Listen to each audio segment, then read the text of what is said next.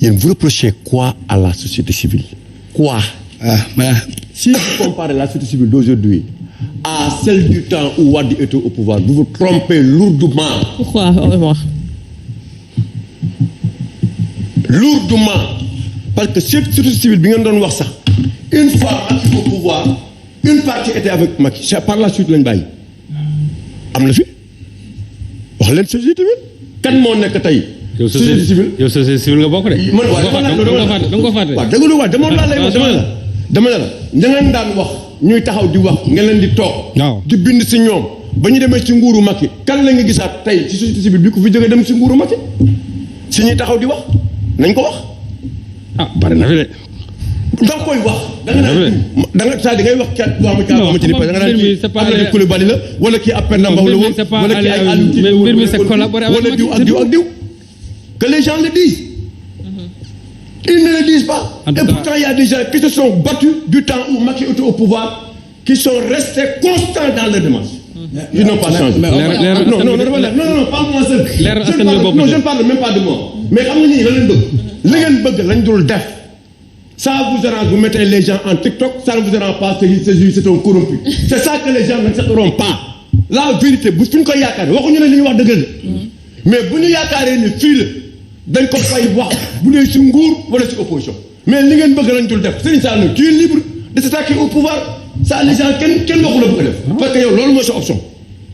Mais ñeneen seen option mooy. Ça c'est pas mon option. waaw mais si c'est ton option c'est ton option. Parce que ni nga waxee nii léegi. ni nga waxee nii ça c'est pas bon. ni nga waxee nii l'erreur de Yewwi bu doon nguur gi doo ko waxee nii ay cuuna lañ daf ñu def lu baax ay masama ma demb ay lii ak lii ak lii waxee ko noonu. Mais ñoom. mais waxee ko noonu. mais nguur gi ñoom waxee ko noonu ñoo xam ne yow ñu dëgg nga waxee ko noonu.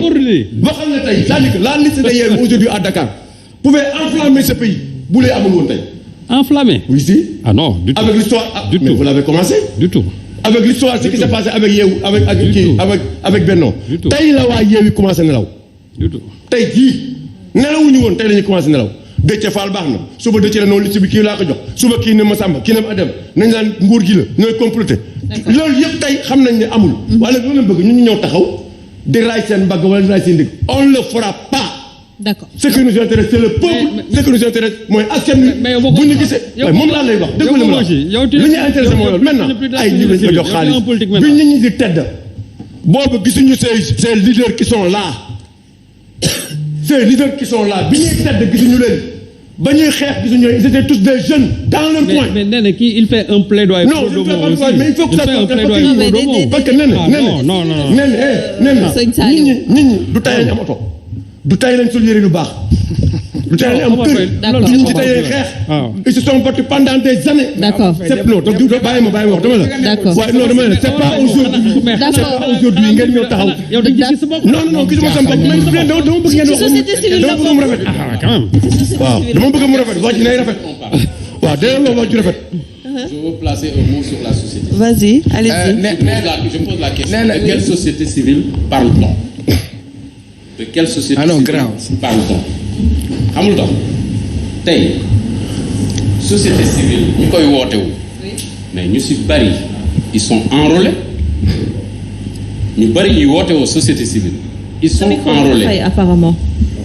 voilà ñu bari ñuy wootewoo société civile ils sont enrôlés c'est-à-dire que ils ont glissé sur le champ politique ñu ci bari parce que tey société civile lan mooy rôle am nekk sentinelle à équidistance des chapelles politiques loolu mooy rôle société civile képp ku bokk société civile nga dem dugg ci liste wala ngay wut suffrage yu sénégalais yi bokkatoo ci société civile ça aussi il faut mu leer parce qu'il y a beaucoup de gens ay activistes ay ceci cela ñu dem dugg ci ay liste nañ xam ne ñoom bokkatuñu société civile c'est des acteurs politiques parce que ñaari manteau yi mënoo ko solondoo soit da ngay nekk société civile nekk sentinelle à équidistance des chapelles politiques et à équidistance de même des institutions, c'est-à-dire le pouvoir législatif, le pouvoir exécutif, le pouvoir judiciaire. Ku ci deful yoon voilà ku ci deful yoon di nga am possibilité wax ko mais yow tey boo nekkee société civile nga dugg assemblée sous prétexte que bu ma nekkee assemblée laay gën a mën a xeexal askan wi mais d'accordal ne mënatoo nekk observateur. mais est-ce qu'ils sont nommés au niveau des institutions nag non déglu ma expliqué la maa ngi ñëw ñooñu nekkatuñ société civile. non newtuñ ko donc ça yow déggoo li ma wax tu me rejoins dama ne société civile ku dugg ci champ politique soit ñu nommé la soit un mandat électif tu n'es plus de la société civile. Pour moi c'est très clair maintenant il y a une société civile qu'on est en train de brocarder te mérité wuñ ko bugguma citer mais société civile yi nga xam ne ñoo nekk ci biir commission de réception bi nga xam ne des listes bi taxoon ñu naan les sociétés civiles est corrompues j'ai fait la part des choses léegi nag dama ñëw ci société civile boobu nekk ci commission de réception des mais société civile boobu mënoo taxaw ne tey dañu corrompu parce que boo mel ne jëlee lu mel ni ONG 3D je donne ça exemple par respect pour le professeur Babacar Gueye bi nga xam ne moom moo ko créé man foofu laay waxee waxuma sax ay Ndiaye c'est bien après mais ñooñu dafa am fu ñu mës a teg seen tànk mësuñu ko teggi c'est des observateurs. ah mu Ndiaye il est nommé. non ma baal ils ont même confirmé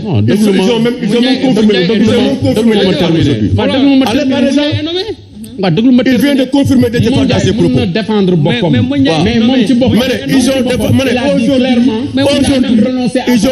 donné raison à Yewwi Askan Wi par rapport à ce ci détail yooyu moi j'ai préféré m'arrêter non oui ma rek j'ai préféré m'arrêter à la structure non dafa naa expliquer la dama la jox exemple Moundiaye vient de confirmer Déthié Fall il vient de confirmer Déthié Fall comme quoi bu fekkee ne lii am na li Déthié Fall wax mooy am mooy dëgg waa léegi wax leen si très bien yéen a waxoon c'est une société civile corrompue. C'est très clair maintenant li ma bëgg a wax mooy dama ne c'est très clair au départ ay complot lañ doon wax et tout ça léegi ñu dellu si ñu dugal ci société civile bi ñu ne ce sont des corrompus non ñooñu par exemple amuñu sax benn rôle boo xam ne mën nañ ko jouer foofu c'est ils réceptionnent bien sûr ils accompagnent comment dirais-je l'autorité pour que ñu xool wax bi du foofu de Amadou. waaw dafa tànk rek ma ñëw. wax bi fan la. c'est là qu'ils veulent faire passer la forfaiture c'est-à-dire ñooñu la ñuy waxal. lan mooy forfaiture. non benn bokk yaakaar non ban forfaiture. mais forfaiture c'est ce qui avait dit que non au parrainage. non oui à l'investiture à la tête du ministre qui n'ont pas respecté ça. Omar. il faut parler du cas Benno Bokk Yaakaar. c'est ça la forfaiture. la forfaiture mooy tey dañu waxoon ne. élection yi tant que parrainage bi ñu ko organisé. pourquoi les gens n'ont pas mené le combat. d'accord on se calme un peu. yow li ngay wax ni yow il faut être logique Serigne Saliou. d'accord. waa léegi Omar may ma daaneel. waaw non tu n'es pas logique. Serigne Saliou parce que yow la conférence des leaders la conférence waaw doy na entre vous deux c'est bon. ne permets pas à Serigne Saliou de se débiner. non pas débiner. Serigne Saliou tu vas pas te débiner. La question est claire dama ne ñan ñoo bëgg a organiser forfaiture ban société civile wax ko mu leer. mais xam nga ko. mais non il faut man li ma xam maa ngi koy wax. vous avez entendu ici des leaders de la société civile. qui sont sortis ici. waaw. le problème bi am ci affaire parrainage bi. le comment dirais-je l'histoire de la liste de Dakar. Oui. Mais vous avez entendu quelqu'un sortir ici? Non, amul quelqu'un. Tu dis qui def na lii ñu tontu la. Vous avez entendu quelqu'un sortir ici? Non, c'est quelqu'un là, c'est qui? Ouais, kan mooy quelqu'un? Ah, mais c'est quelqu'un là, vous le connaissez? C'est qui Serigne Saliou? C'est qui Pas dans un énigme. C'est quelqu'un là, c'est qui? Dama bëgg a daw. Mais tu le dis, il va répondre. Doo daw de. Serigne Saliou doo daw. Non, quand même.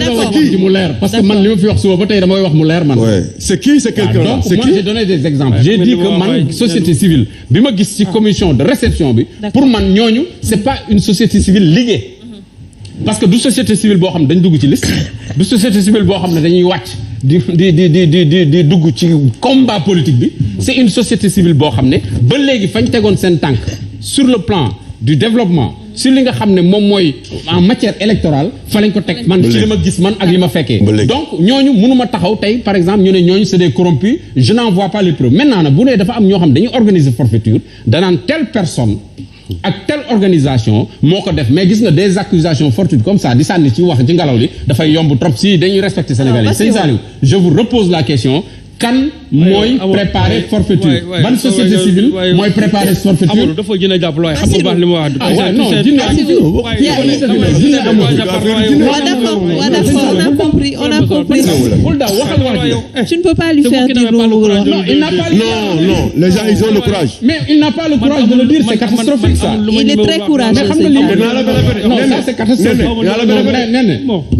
ça c'est catastrophique très courageux qui est courageux cette société civile ceux qui font de la politique société civile et qui sont leaders dans les gouvernements locaux. Non mais non. Ils sont pas représentés. Bon. Non Sëñ Saliou tey bett nga ma. bu ñuy dem ci non Sëñ Saliou tey bett nga ma. Il faut avoir le courage de ses idées. D'accord alors ñu dellu ci Bassirou. Bassirou parce que corrompu sans donner des exemples. Omar Faye. Il faut mieux évoluer parce que. Non, tontu ma. 30 secondes. Omar Faye. Moi je crois que. Quand même il faut reconnaître une chose. Que la société civile qu'on avait connue. Du temps de Wade. Cette société civile là. Mais les temps ne sont pas les mêmes. Mais même Wade disait que société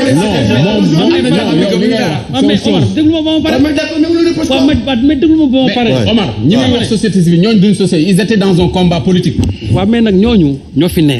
parce que ñooñu ils étaient dans un combat politique. non dama ne ñooñu c'est les Alioune Tine c'est les Moundiaye Sy et consorts gars yooyu ñoo fi nekkoon di xeex jusqu'à aujourd'hui ak Omar Faye mii nga xam ne moom aujourd'hui il a redonné sa veste loolu ñoo fi nekkoon ñoom ñoo fi doon xeexuñu président bi day wàcc président bi ñooñu ñoo fi nekkoon di président bi day wàcc président bi waaw d'accord may leen ko mu daaneel ñu dem ci Bassirou aussi s'il vous plaît may ma termine Sëñ Saliou ñu dem ci Bassirou société civile boobu taxawaay bi ñu amoon même su fekkente ne les régimes ne sont pas les mêmes mais Macky Sall mi ñuy wax nii mais Macky Sall il a été le premier à attaquer la société civile ici une affaire de régime Macky Sall attaqué la société civile son problème avec le Y'en a marre ici gis ngeen ko fi et pourtant les gens naan ñenn ñi ils ont refusé même d'en parler Abdoulaye Wade quand il était ici Abdoulaye Wade n'a pas attaqué la société civile kon nag aujourd'hui quand Ousmane Sonko aussi s'attaque à la société civile mais les gens quand même société civile mais les gens sur la société civile peut-être di nga ci bëgg wax un mot mais l'avenir de Yewwi Askan Wi tey jii lan lañ ci mën a jàpp ñu ngi dégg tout à l'heure Amadou naan peut-être day dem vers dina tasi ji encore on se pose des questions sur quoi la ko wax mais bon dina ci ñëwaat sûrement mais on a vu le cas Moussa Tine on a vu également Guirassy lan lañ mën a jàpp ci l'avenir de Yewwi Askan Wi Bamba Dièye il ne s'est pas encore prononcé par rapport ak il a soutenu quand même que mu ngi toujours biir Yewwi